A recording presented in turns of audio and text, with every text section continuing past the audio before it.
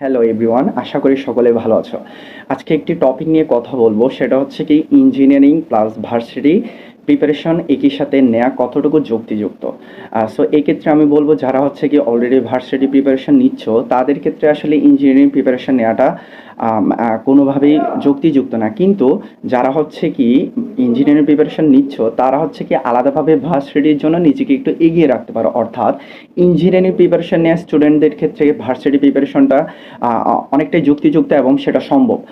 এক্ষেত্রে তোমাদের কয়েকটা ব্যাপার মাথায় রাখতে হবে, সেটা হচ্ছে কি তোমরা ইঞ্জিনিয়ারিংয়ে অলরেডি ফিজিক্স, কেমিস্ট্রি, ম্যাথ এই তিনটা টপিক বা সাবজেক্ট তোমার হচ্ছে কি ইঞ্জিনিয়ারিং প্লাস হচ্ছে ভার্সিটি দুইটার ক্ষেত্রে কমন। এখন ভার্সিটির ক্ষেত্রে তোমাদের আলাদাভাবে পড়তে হবে বায়োলজিটা। তাহলে এক্ষেত্রে তোমরা একটা কাজ করতে পারো, সেটা হচ্ছে কি ফিজিক্স, কেমিস্ট্রি, ম্যাথ যেগুলো তোমরা অলরেডি ইঞ্জিনিয়ারিংয়ের জন্য পড়তেছো সেটাতে হচ্ছে তোমার ভার্সিটি অলরেডি 80% বা 90% কাভার হয়ে যায়, এটাতেই দ্যাটস ইনাফ।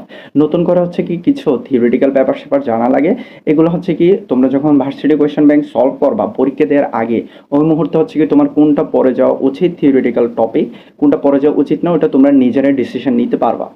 এখন প্লাস হচ্ছে কি বায়োলজির ক্ষেত্রে দু একটা কথা বলা অবশ্যই উচিত, সেটা হচ্ছে কি ভাই আমি ইঞ্জিনিয়ারিং প্রিপারেশন নেওয়ার পাশাপাশি কীভাবে বায়োলজিটা এগিয়ে রাখতে পারি। এক্ষেত্রে হচ্ছে কি তোমরা প্রতিটা উইকে অন্তত একদিন তোমরা একাডেমিকে যে বায়োলজিটা পড়ে আসলা সেটাই তোমরা কন্টিনিউ করো। এর বাইরে তোমরা ভার্সিটি প্রিপারেশনের ক্ষেত্রে এর বাইরে যে বায়োলজি থেকে খুব বেশি কমপ্লেক্স কোয়েশ্চেন হবে এরকম কিন্তু না। তোমরা একাডেমিকে যেগুলোই পড়ে এসেছো সেখান থেকেই কোয়েশ্চেন হবে। অ্যান্ড তোমরা যদি লাস্টলি গিয়ে যদি কোয়েশ্চেন ব্যাংকটা সলভ করে যাও তাহলে হচ্ছে কি ভার্সিটির ক্ষেত্রে যে বায়োলজির প্রিপারেশন নেওয়াটা সেটা হচ্ছে কমপ্লিট হবে। অর্থাৎ তোমরা এখন থেকেই যদি ভার্সিটি প্রিপারেশন না মানে পাশাপাশি রাখতে চাও তাহলে হচ্ছে কি তোমরা এখন থেকে যে ভার্সিটি কোয়েশ্চেন ব্যাংক সেটা মাঝে মধ্যে দেখতে পারো, তবে হচ্ছে সেটা একদম লাস্টে দেখে নেওয়া উত্তম।